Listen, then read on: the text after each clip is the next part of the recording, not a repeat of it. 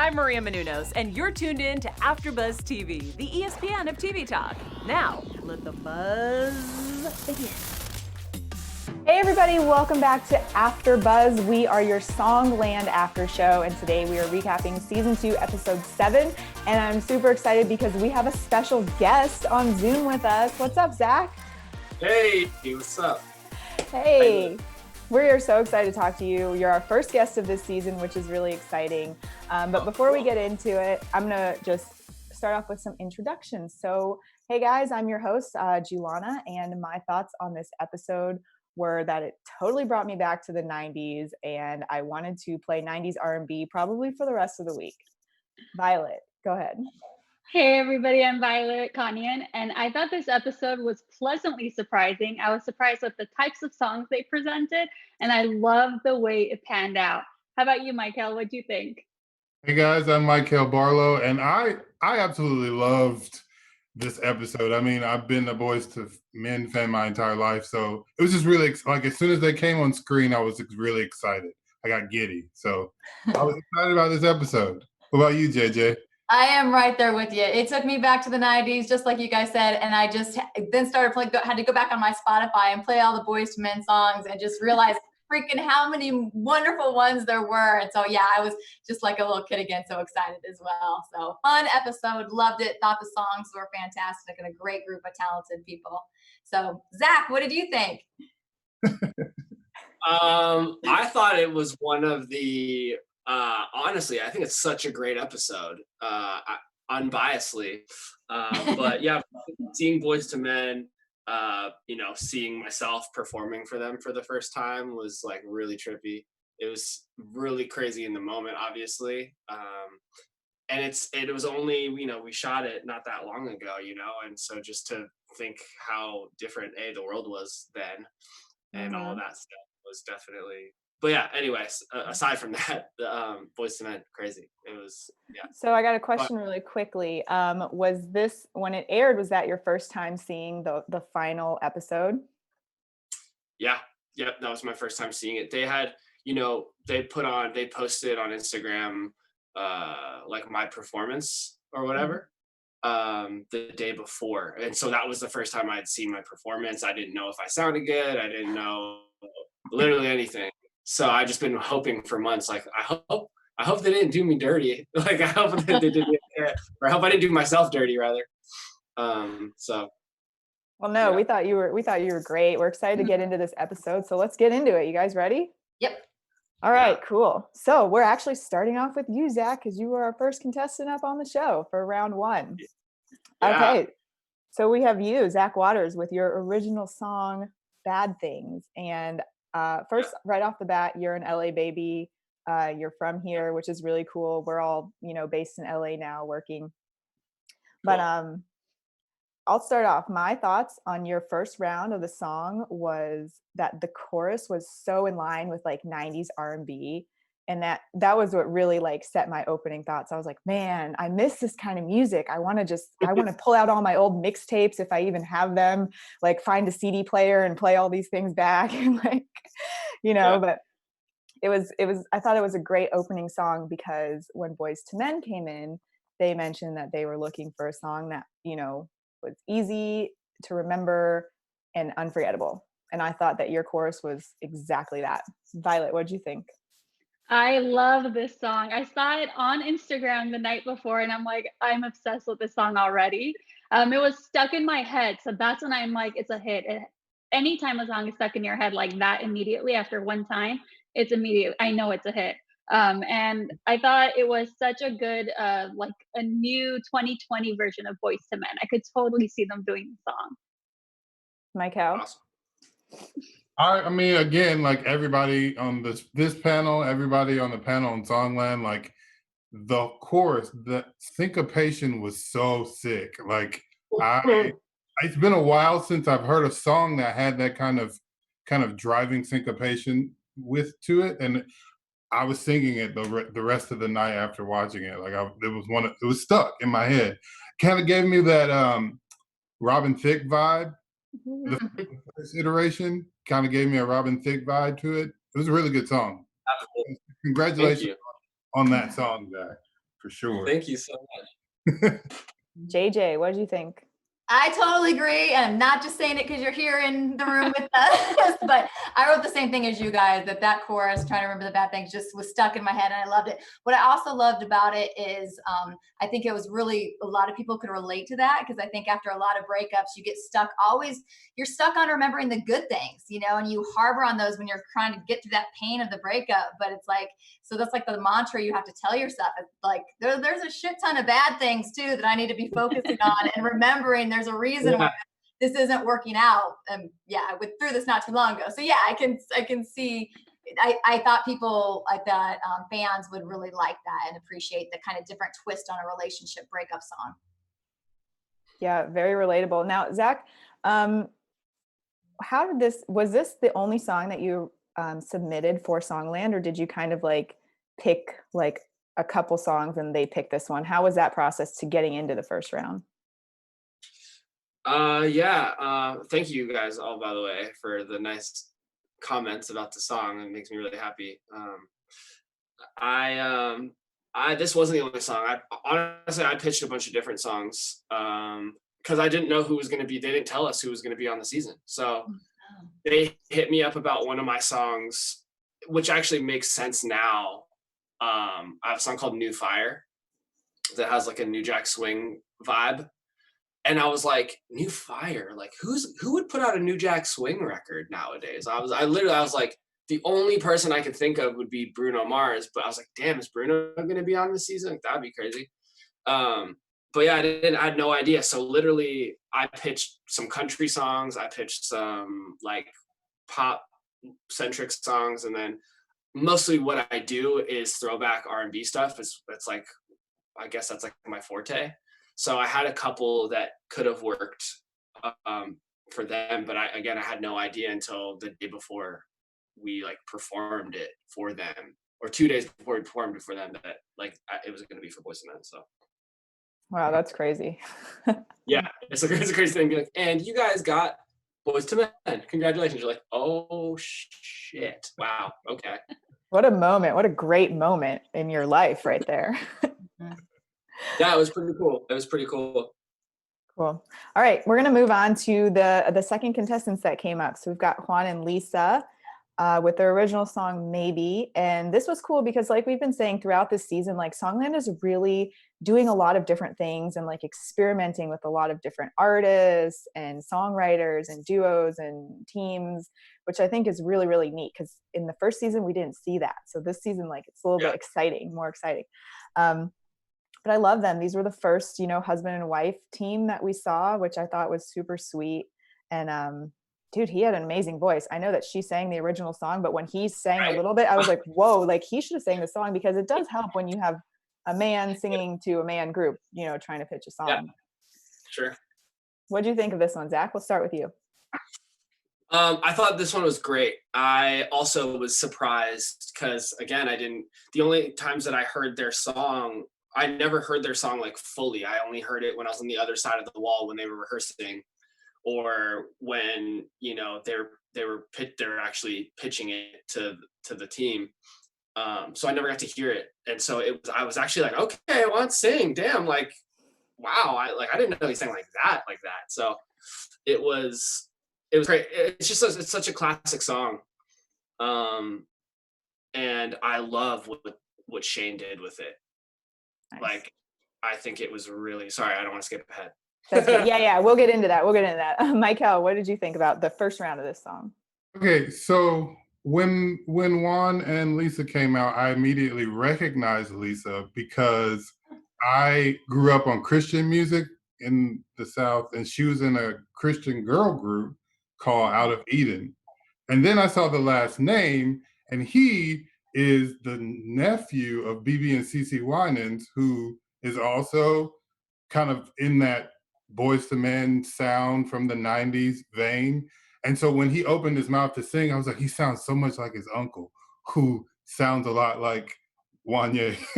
But the song was really good. I could hear the influence that they have, the musical influences that they have, as well as like the kind of where they were trying to go with it. I agreed with the coaches, the producers, I guess.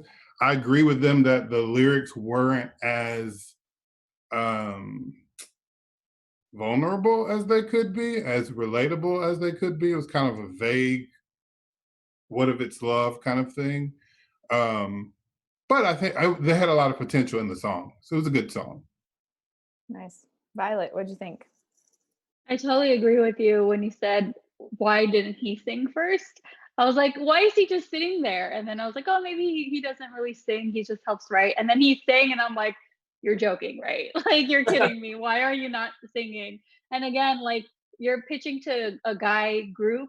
The guy should be singing it, because I feel like they get more of like, they can sense what the song is going to be like when they start singing it. So I feel like a guy pitching it would have been a lot better.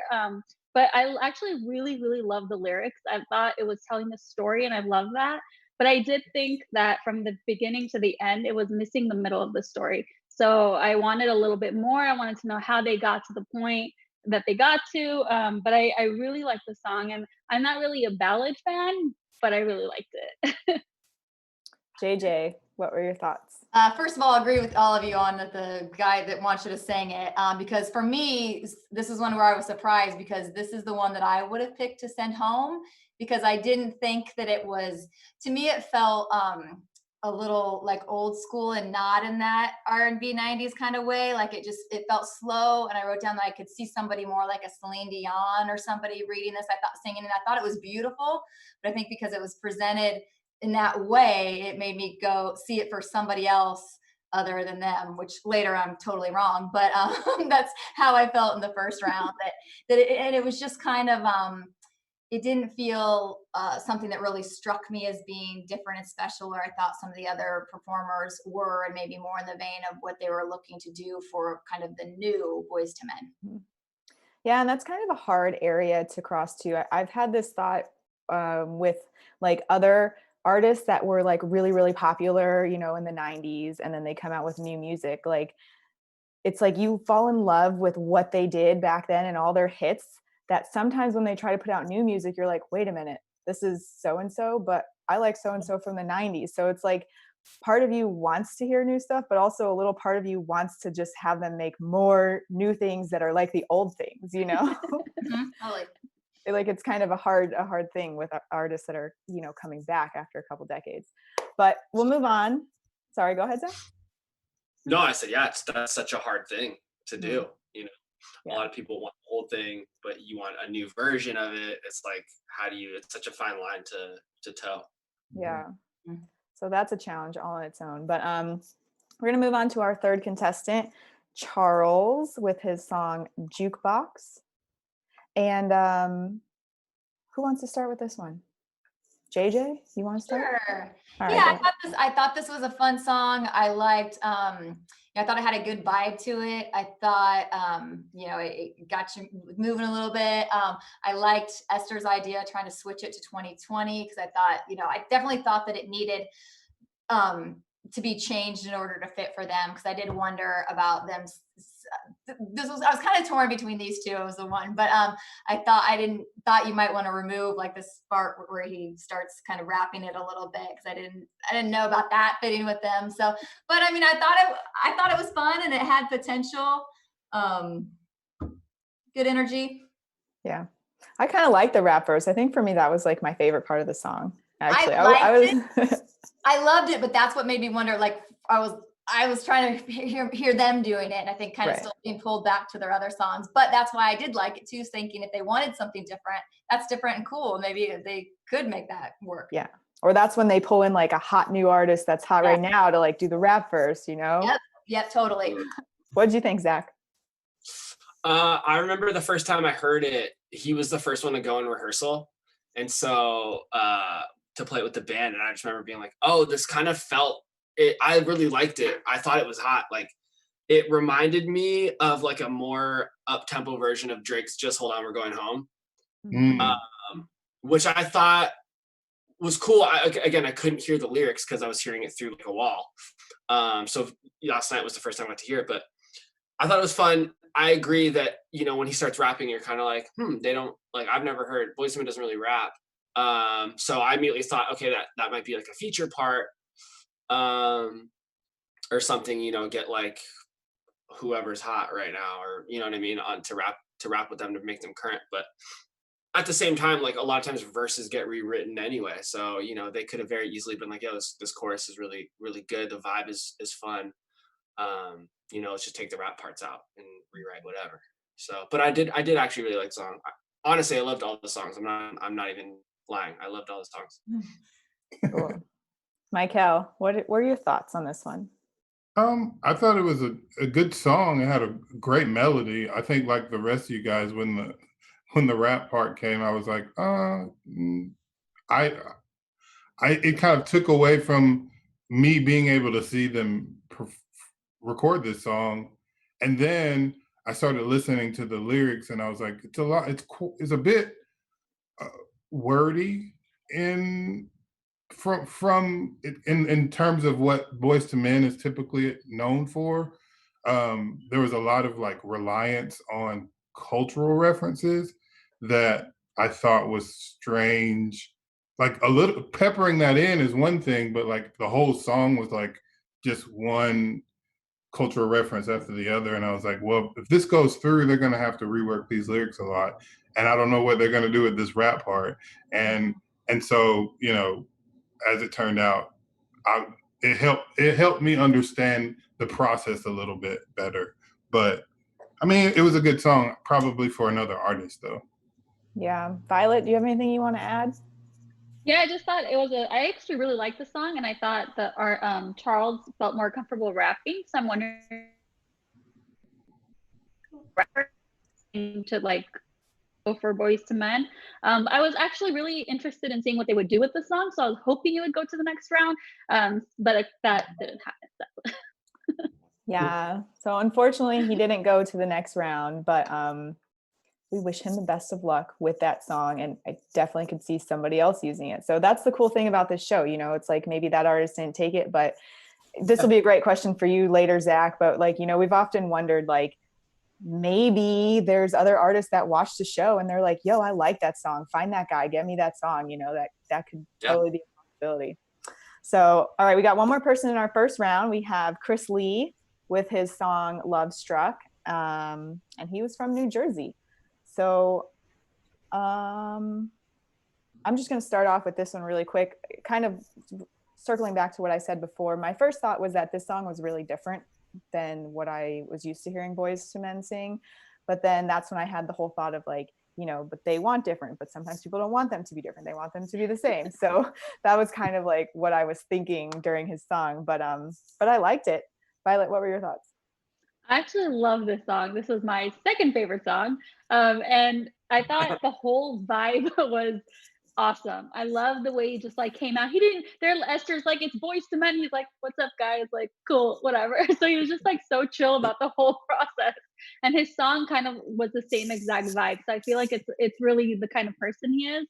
And I love the lyrics and I love the whole theme of the song. So I was really, really excited about this one. Nice. Michael? I agree. Like I wrote down, I was like, it's a whole vibe. Like it just rides really well. I said, I kind of had this picture in my mind as I was listening to it of like hot summer night in a club in Ibiza kind of vibe. And so I was like, maybe this is too young for Boyz II Men. Like it just felt very youthful and carefree. And there's these three men in their 50s who have teenage kids. And so I'm like, well, how would they pull this off? But then they did that little harmony thing after he performed the first time. And I was like, okay, yeah, do it, please. Like, but yeah, I love the song. I thought it was a great song. Cool. JJ, what do you want to add to that? Yeah, I'll keep mine quick on this one, but I loved it. I thought it was great. I thought, the Lovestruck and Motivated, even though Motivated a bit is kind of a strange word, but like it was stuck in my head. It was one that was around my house, like repeating that. It was in there after I heard it. So I was really excited to see what they were going to do with this one. Cool. Zach, what do you think about Lovestruck? Man, I agree with everybody. It's been stuck in my head since we filmed it in January. So I'm glad I finally can listen to it. Nice. I know sometimes that's the hardest part. It's like you hear a teaser and you're like, where's the song? I need the song. Or like sometimes the songs that don't get picked, all of us have been like, I want that song to come out so I can have it on my playlist. Yeah, exactly. But all right, so we're going to move into the second round now. But Zach, I kind of want to get a little, transition here from you being there in real life. What was it like going from the first round to the second round? It was cool. Going to the second round, I was so curious what we were gonna do to the song, and I really purposely kept psyching myself up, being like, be open to everything. Don't be precious about anything. Whoever you get that's gonna edit your song, or you're gonna work on it with, like, they're amazing, and so just be open to everything. And like, cause so you get attached to songs, especially when they're so personal.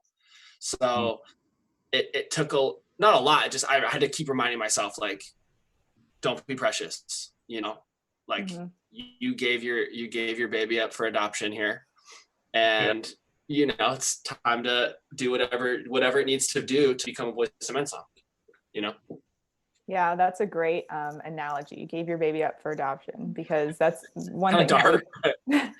Yeah, that's one thing that we do see a lot in the show. Like, people are coming here with their personal songs, and we know that means a lot. So, and then we were really actually excited that you were going to be on the show and that you were paired with Ryan, because we've been having a lot of talks in the past couple episodes, how Ryan has kind of been on this run where he's just like completely making new songs.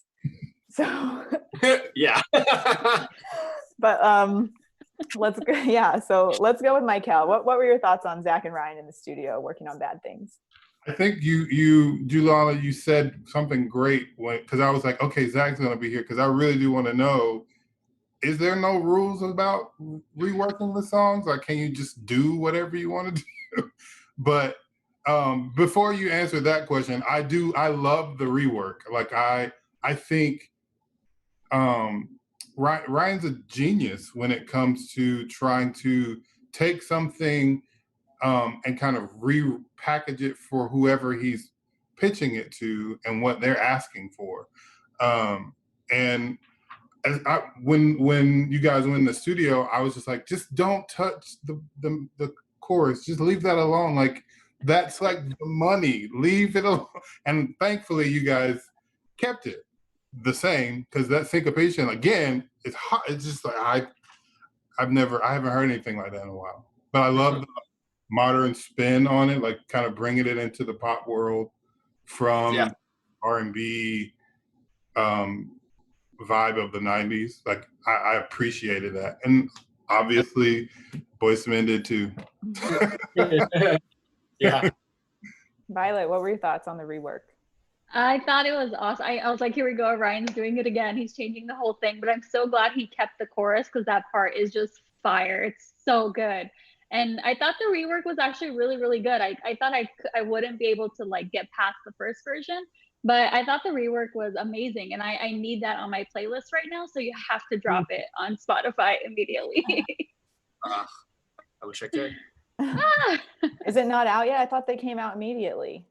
No, they did something funky this year. So I have no idea when or what is happening. Another surprise moment in your life will soon to be. Hey, every day is a winding road. JJ, lastly, JJ, what do you think about this? I'll keep it quick. Just ditto what everybody said. I thought your performance was fantastic. I loved the changes that Ryan did, and was glad they kept what we all loved the same. So I thought it was just spot on. Excellent. Cool. All right, we're moving on. We're gonna try to go a little quick, because we want to have a lot of time to interview you, because we have so many questions. Like, we're so excited when we get a guest in here, because we want to know all the things that go on. Yeah. So All right, so we've got Chris Lee and Esther working on Lovestruck. JJ, we'll let you start with your thoughts on this.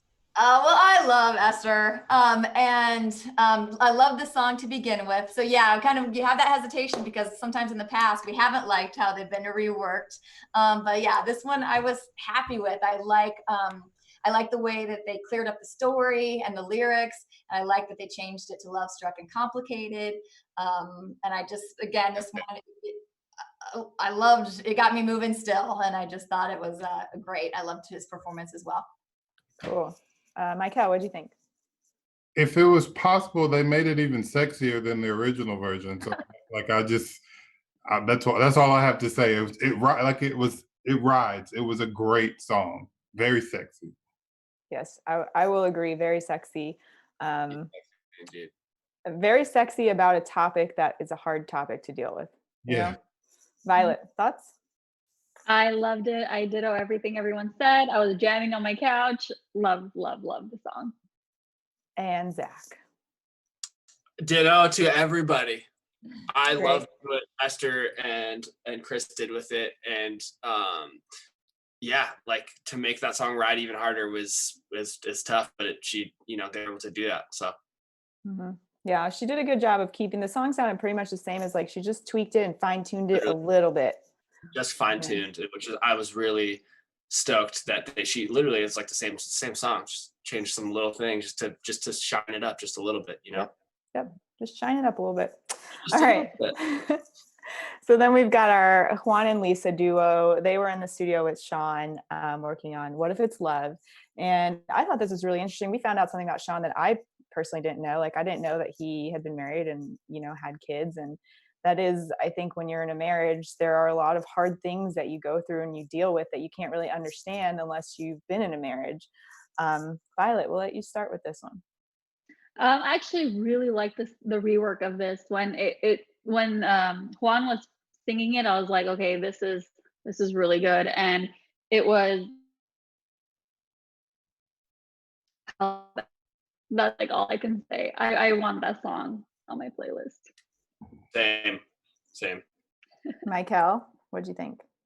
I got chills when they performed. Like, I got chills when they were in the studio because you could see Shane kind of pulling back this layer to be a little bit more vulnerable, and seeing that kind of interaction between songwriters is really cool because I think as audience or as consumers, we don't often think about how vulnerable it is to be in songwriting sessions with other artists. Like, okay, we're going to talk about this very touchy subject, or they're singing about, rough spot in marriage, and for that to kind of present itself, you kind of got to pull back a couple layers, and just to be able to see that happen between Shane and Quan and Lisa is really cool. And then when Quan and Lisa sang the song, I was like, I almost got choked up because I was just it was a lot more relatable, beautiful. The orchestration was wonderful. Just great. The harmonies was a smart move on their part, like to make Lisa sing harmonies. Just a great song. Good job. JJ, how about you? Yep, I'm so glad they didn't follow what I thought and send them home because it completely turned me around on what they did. I thought it was beautiful. I thought it showed the vulnerability. I thought it was also very relatable into the issues that people have in relationships. It also really, once they changed and had her do the harmonies, then I completely could see them singing it and was torn on which one they would be going to be choosing then at that point. It also reminded me a little bit of their song Water Runs Dry and the emotion that they had in that song back in the day. So I was like, oh yeah, this is great. So fantastic. Zach, did you have any thoughts about their rework that you wanted to add? Oh, I think he's on mute. Oh, I think you're muted, Zach. My bad. Sorry. It's pronounced Michael. Is that how you pronounce it? Yes. What you said about the vulnerability that Shane showed in that session, actually, I'm glad you mentioned that because I didn't remember it until you said it. But I feel like that I haven't seen anybody, because that's what a session is, you know what I mean? Like you literally meet somebody for the first time and they walk in, you're like, hey, I'm Zach. Hey, I'm Bob. And then it's like, cool, I'm going through a divorce. And you're like, okay, let's write about it. Yeah. You know, you talk about it. And part of it is because you're complete strangers. They're not somebody that is super close. You're like, I might not ever see this person again. So it's okay if I literally tell them my whole life story. Yeah. But I did find it really cool. And I think it did add to watching them perform it. Knowing that Shane had kind of put a little piece of his personal self behind it. Yeah. And I really loved that. And then, yeah, when Juan sang it and then he hits it, just, yeah, it was like, woo, oh my God. Okay. Wow. They have arrived. Wow, that's so cool. Even that, just what you told us right now about like how you guys get in a room and just like, here's my whole soul, let's write a song. Like that's such cool insight to have. But you were one of the super lucky contestants because Boyz II Men got on there and they said, hey, guess what? We're taking all the songs. Yep. And that's awesome. We don't have many artists that do that. I think maybe we only had one in the first season. And then it makes me wonder, like, I wonder artists from now on, they should just take all the songs because like they said, they're like, we have 3 songs that are made from hit producers right here. Why would we not take them all? You know? That's what, yeah, I agree. So what happens now? What happens now, Zach? Were they like, hey, we're taking your song, we'll be in touch? Or like what happened after that? Yeah, I wish I could tell you more about that. I know more information from watching Sean's his Instagram live last night. Because a lot of people were asking like what's happening with the other songs, and he's like, "Oh yeah, we're definitely gonna do those songs." So that's what I've heard. So as far as I know, that's what's happening with Bad Things and with the Quan and Lisa song. But yeah, it was a crazy moment, and I'm gonna say I have proof that I called it. I called it the day of. I did a video vlog the morning of the last performance, and I was like, I don't know, y'all, but I'm thinking they're gonna choose all the songs. And so, and I kept telling everybody, I'm like, I don't know, all the songs are really good. And everyone's like, I don't know, that'd be crazy. And I'm like, I don't know, why wouldn't they choose all 3 of these songs? They're all so good, and they're all very different songs. You got the ballad, you have the like kind of Latin Ed Sheeran vibe, and then you have like kind of this, well, what Ryan made became a really contemporary like pop song with a really dope chorus apparently, right? So I was like, you got a whole tasting menu here. Just take it all, you know? Yeah, and like I said, especially if you're looking to make a new album, you're like, great, 3 songs done. Let me get 7 more. Oh, sorry, my dog. Does anybody want to start with a question for Zach now that we're in our interview portion? JJ, let's go. I got one. So I want to talk more, learn more about your music. So I know kind of what you've done in the past and then what you'd like to do moving forward, because I've listened to your stuff on Spotify and I know you do a lot of remixes. You did 2 of my favorites from like Iris from Goo Goo Goo Dolls, and then and then also Maxwell Pretty Wings. So I want to just kind of hear like your musical like process and your journey so far and where you want to go in the future. Yeah. Well, thank you. You're talking about the Pretty Sister. Well, you listen to both Pretty Sister stuff and ZAK Waters stuff? Yeah, yeah. Sorry, crossing over there. Yeah. No, it's all good. I mean, yeah, the Pretty Sister thing is like I haven't gone to ZAK Waters for a long time, but that's just like one of the things that Songland was kind of keen on for some reason. But yeah, my process, I really like to take things that shouldn't be like you wouldn't expect Iris to be like a neo soul electronic thing, but there's an incredible song in there. You know what I mean? And I like to take something that is just bass layer, an incredible song. It's like once you have a great song, you could literally do anything to it. It could be you can make it a metal song, you could make it like, you know, a jazz song. Like there's all these interpretations, and that's because for me, I'm a producer. So for me to interpret a song that's already a 100% A+ song is so fun, you know, because you just build stuff around something that already exists that you already know is amazing. And so I really like to, that's why I like to do covers every once in a while and like actually put them out. Is because it's just like, it's fun for me, you know? So with the producing and the songwriting, how long have you been working on music and how did that come about? Like, were you first a songwriter and then you learned how to produce, or what was that like? I'd say I was a singer first.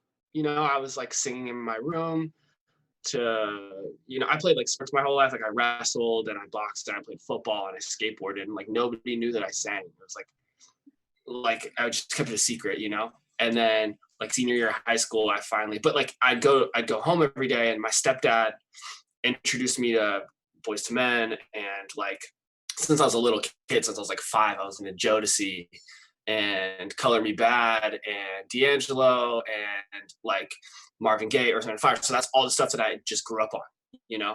And so I was always singing that stuff, but I couldn't play instruments yet. And so I really wanted a way, I wanted something to sing to. I wanted to write songs, but I couldn't produce yet. And so then I'd find, like, I remember the first song I ever wrote was, I don't know if you've ever heard the Teddy Pendergrass song, Close the Door. And there's a long intro. Da, da, da, da, da. And so anyway, like I'd just loop that and then I'd write over it because it was a really good instrumental. Wow. And then from like writing and singing, I was like, I need stuff to sing to. So that's when I started making like beats when I was like 16. Yeah.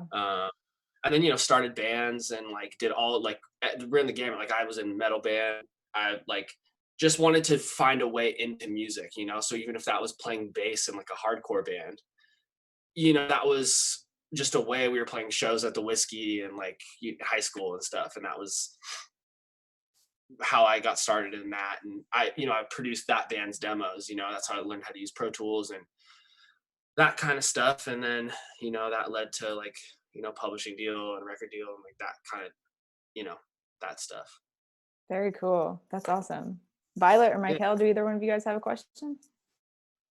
I just want to know what your whole experience was on Songland. Like, what did you take away from it? Did you learn anything about yourself from it? Yeah, I honestly, I really loved it. I loved like everybody that worked on the team, like down to the makeup people, you know. And I loved our group. Me and Chris got really close. We have really similar senses of humor, and he also played football, and like we bonded over that like bro shit. And Quan and Lisa were so sweet, and you know, we also bonded over just like our music tastes and stuff like that. And Charles was super nice. But like what I gleaned, I didn't get to spend a whole lot of time with Ryan, unfortunately, but the time that we did spend together, he had some real nuggets of information that just kind of like made me go, wow, you are so smart. He is so smart, and he's really methodical about the musical choices that he makes when writing, which is like, it's not something that I do. I'm just like, sing what feels good, write what feels good. And I'm not super methodical. And that's part of the reason why he's so successful, is because he's like, no, you want the girls to sing this part and you want the guys to sing that part. Like, this is the angle to which people are going to jam to this, you know? And I thought it was really cool. Like, he wanted to approach Bad Things as if we were writing it for Bozzy, was his whole thing. And I was like, huh, I didn't think of that. But now that you say it, like a Bozzy vibe for Boys to Men is kind of the only thing that would make them extremely current and could work for them. That's really interesting. I was like, that's really genius. Wow. Okay, shit. What do I know? Nothing. Yeah. That is interesting to hear that, like, he kind of approaches it in a scientific way. Yeah. You know, his way of thinking about it, which is interesting too, because I've always heard and read articles that, you know, music does have like some sort of science and math to it, like the beats per second and all how they structure a song and everything, which is way over my head. But you know, Michael, dog doesn't like it either.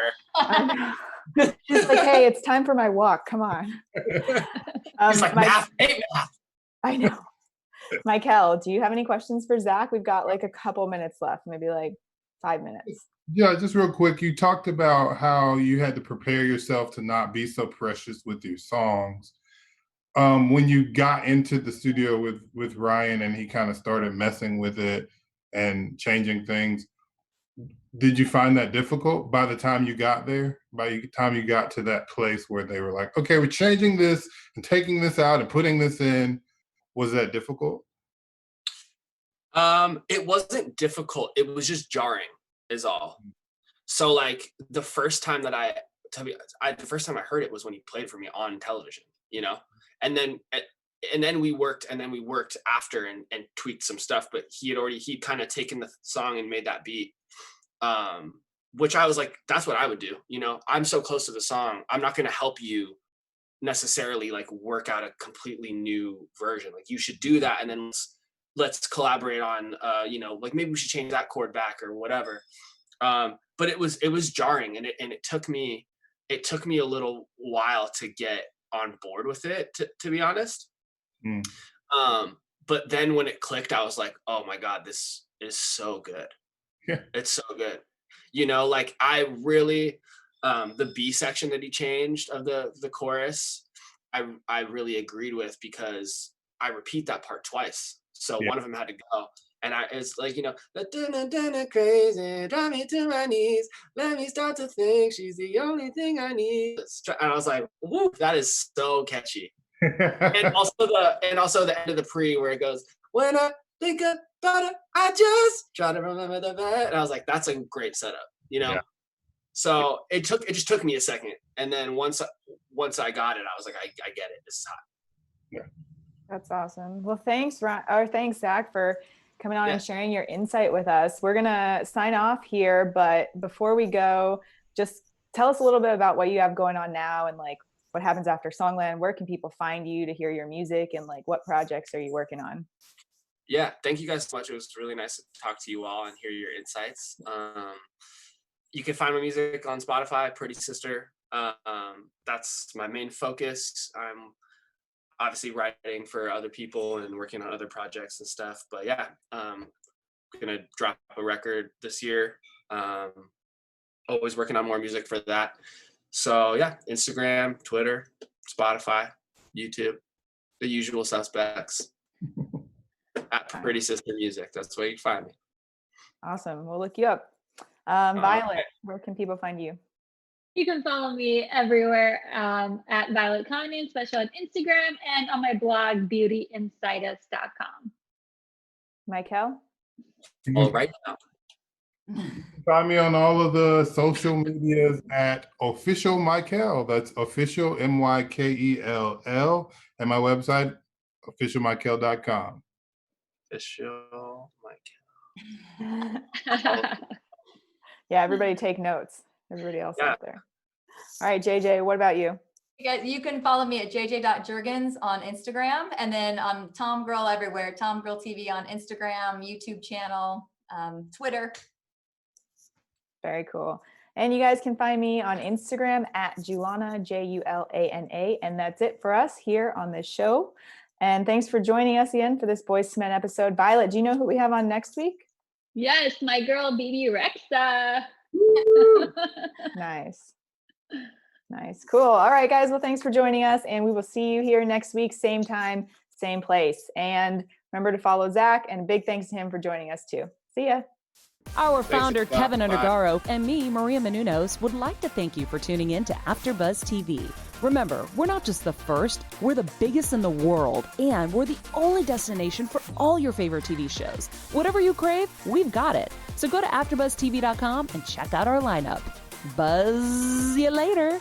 The views expressed herein are those of the hosts only and do not necessarily reflect the views of AfterBuzz TV or its owners or principals.